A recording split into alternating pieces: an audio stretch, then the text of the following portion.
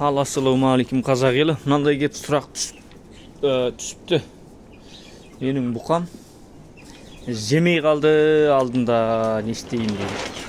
Енді менің стилімде былай төгіп қоям ғой. Мынау қазір енді жем салатын уақыт емес. Түстен кейінгі сағат 3 жемді кешке қарай салам.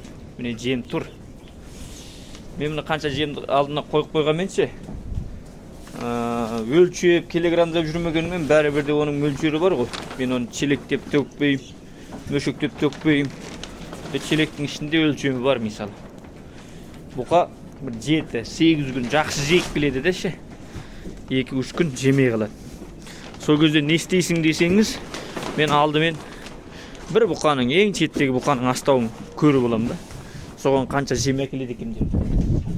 Соған жем әкелген кезде жандағыны көріп аламын. Мысалы, кәдімгідей көрсетейінші мен. Осылай келемде мына бұқаның жемін көріп аламын да. Деймде, осы екеуін қатар көріп, осы екеуіне челек әкелем. Енді оға осыған осыншылық сасам, таңертеңге дейін әрең таусады-ау деп өлшеймде. Менде қатық болған жоқ. Бір челек болса, тола бір челек ба, күніге бір челек емес. Өзгерет жағдайға қарап. Мынаған иығынан, себебі бүгінгі нормасының таусын қырамай тұр. Мынаған одан азырақ әуелі. Бұның алдында көбірек асық болған. Мынаған міне аз қалған. Бұған кешке көбірек әкелем. Мынаған азырақ әкелем. Мынаған да азырақ салам. Енді мен төге береді десе төге бермеймін ғой. Төге берсем бір күн асып кетеді ғой. Бұлар мысалы әзірше бидайдың режиміне өткендігі себепті онша қатты жайылып жатқан жоқ. Бидайдың миносы мынаулар жақсы жеген міне. Бидайдың миносы қайда десеңіз, арпаға жетпейтін жері көп жайылмайды екен. Алдында тұрса да іші ағып ауырсын тұрған бұқаны көргем жоқ мен. Бұқаның бәрі жеп үйренген ғой. Просто бұқа арпаны жегендей бидайды сүйсініп көп жайылмайды. Аз жейді, қанағат қылады. Енді нәтижесін білмеймін, соны сынап көреміз енді. Нәтижесі қалай болады? Алда әлі уақыт бар. Просто бидайды арпаны жегендей әкесін танытып жеп жатқан жоқ міне. Бірақ ауырған жоқ, түпай шүкір. Енді көреміз енді. Бір аптада үйрене ме, жоқ тығыздығы қалай болады, оның бәрін бір Құдай біледі. Сол мендегі режим.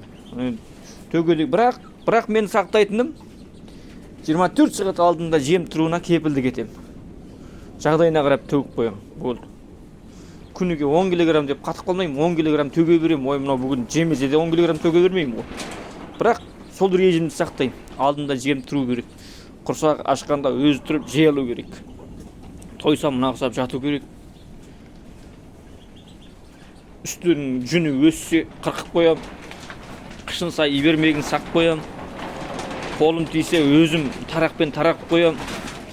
Астындағы боғын уақытым шыққанда шығарып қоям. Енді мен оны видеоға түсіреді екен деп таза ағып барып видео салмаймын ғой мен. Табиғи болу керек, мал бағатын адам білу керек.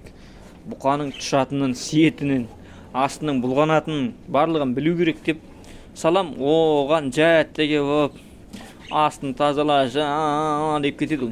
Бұған пәмперс кигізіп қоймасаң амал жоқ. Мен мынаны қазір тазаладым. 2 сағаттан кейін көрсең, бұл өзім жататын жер ғой демейді. Ми жоқ қой бұда.